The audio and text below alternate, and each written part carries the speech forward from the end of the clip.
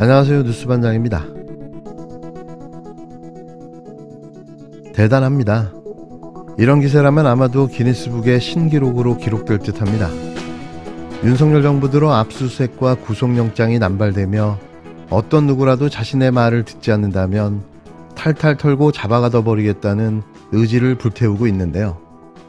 이는 공권력의 부당한 집행이자 남용인 겁니다. 더 나아가 권력 사유화와 직권 남용으로도 볼 소지가 있는 중대한 범죄 행위인데요. 아주 대놓고 생쇼를 하고 있는 거죠. 여기에 이 모든 부당한 공권력 횡포에 타겟이 된 언론인이 있으니 그가 바로 시민언론 더 탐사의 강진구 기자인데요.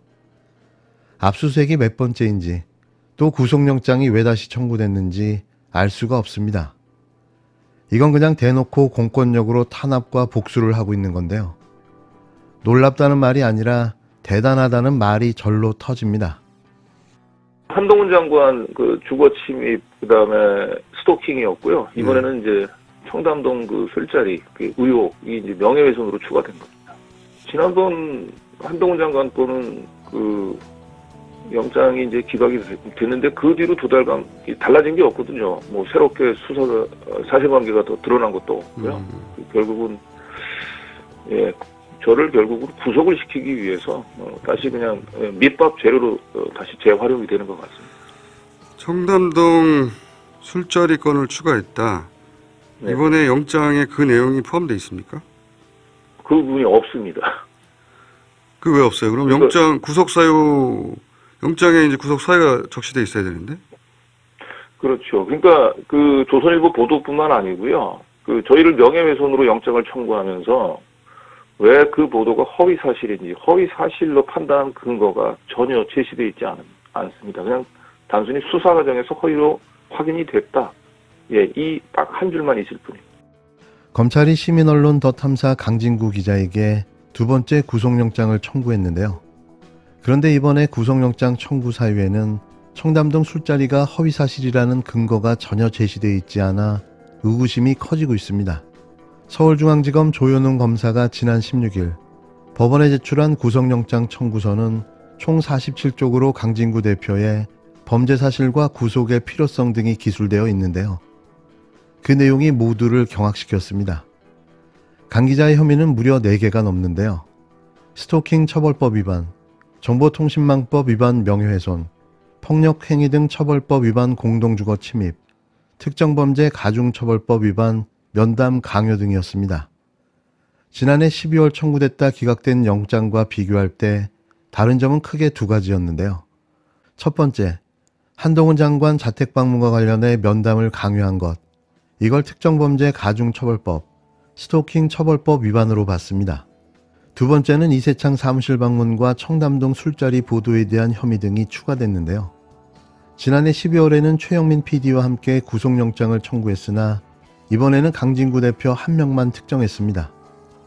다만 영장에는 청담동 술자리 보도가 허위라는 근거가 전혀 제시되어 있지 않았는데요.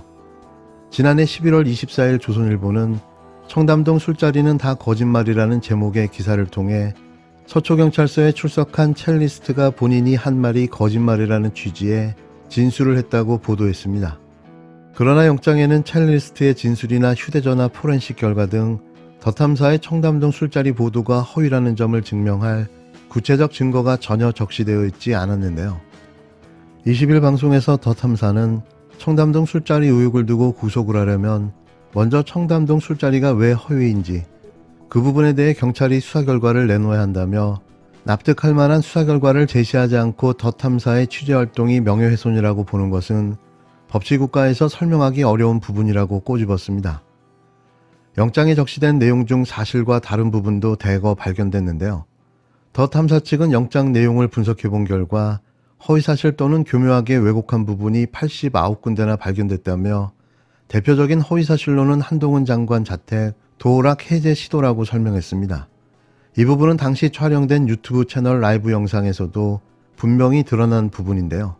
또 특정 날짜에 기자들이 증거인멸을 도모했다는 내용 또한 사실무근이며 영장에 적시된 휴대폰 기록과 녹음된 날짜 등을 확인해봐도 관련 대화를 나눈 사실이 전혀 없다는 것이 더 탐사 측의 설명이었습니다.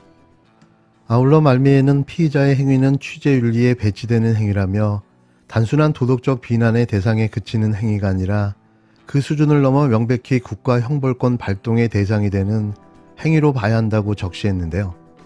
이와 관련해 더 탐사는 취재윤리 위반 여부를 경찰이 판단하는 것도 의문이거니와 100번 양보의 취재윤리 위반이라고 하더라도 국가 형벌권을 발동할 명분으로 삼는 것은 헌법상 표현의 자유와 신문법, 언론중재법이 명시된 취재의 자유에 정면으로 배치되는 논리라며 현직 기자의 구속이 수사의 수단이 아니라 목표임을 보여주는 대목이라고 꼬집었습니다. 또 경찰이 청담동 술자리 의혹 사건을 취재해온 담당 기자를 구속하려는 것은 현재 진행 중인 취재를 막으려는 외압으로밖에 볼 수 없다면서 대통령과 법무부 장관이 관련된 언론 보도에 대해 국가 권력이 과도하게 간섭하고 있다고 판단했는데요. 강진구 대표의 구속영장 실질심사는 22일인 오늘 예정되어 있습니다. 더 탐사는 이날 법원 앞에서 기자회견을 개최할 예정인데요. 얼마나 더 나락으로 떨어져야 끝이 날까요? 매년 국경 없는 기자회가 180개국을 대상으로 측정한 언론 자유지수는 문재인 정부 5년 연속 40위를 유지했는데요. 윤석열 정부가 들어선 2022년에는 3단계 하락한 43위를 기록했습니다. 이대로라면 올해는 무난하게 50위권 밖으로 떡락할 수밖에 없어 보이는데요. 윤석열 대통령에게는 아무런 문제도 없는 거죠. 아직도 4년이 넘게 남았습니다. 이대로 가면 아마도 100위 아래로도 무난해 보이는데요. 이직들은 좋으시겠습니다. 이제 행복하십니까?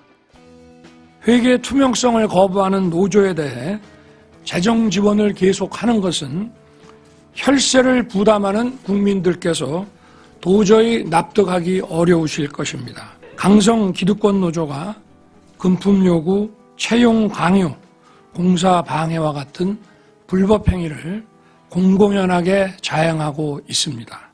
윤석열 대통령이 연일 노동조합에 대해 강경 발언을 쏟아내고 있습니다. 21일에는 건설노조를 겨냥해 조직폭력배에 윗댄 건폭이라는 신조어까지 나왔는데요. 뭐라든 역대급인 거죠. 이어 건폭을 잡겠다며 정부 합동수사단까지 출범시켰습니다.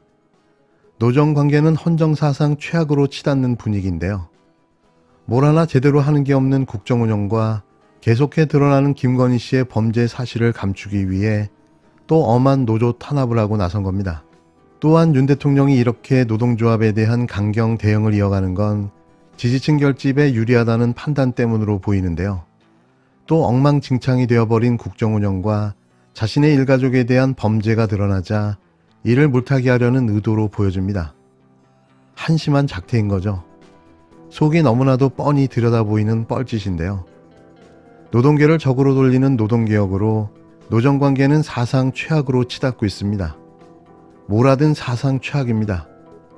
무능을 넘어선 무지, 오로지 할 수 있는 건 권력으로 제압하고 탄압하는 거 말고는 할 수 있는 게 없는데요. 정치검찰 출신의 대통령이 할 수 있는 수준인 거죠. 이럴 줄 모르고 뽑았나요? 대한민국은 지금 어디로 가고 있는 걸까요? 윤석열 정부의 노동개혁을 빙자한 노조 탄압에 사회적 갈등과 긴장이 고조되고 있어 우려스럽습니다. 윤석열 대통령이 연일 노조에 대한 엄정 조치를 강조하고 있습니다. 어려운 경제 상황은 참모들에게 맡겨놓고 오직 노조 척결에 매달리는 모습입니다. 이렇게 노조에 대한 혐오를 키우려는 이유가 무엇입니까?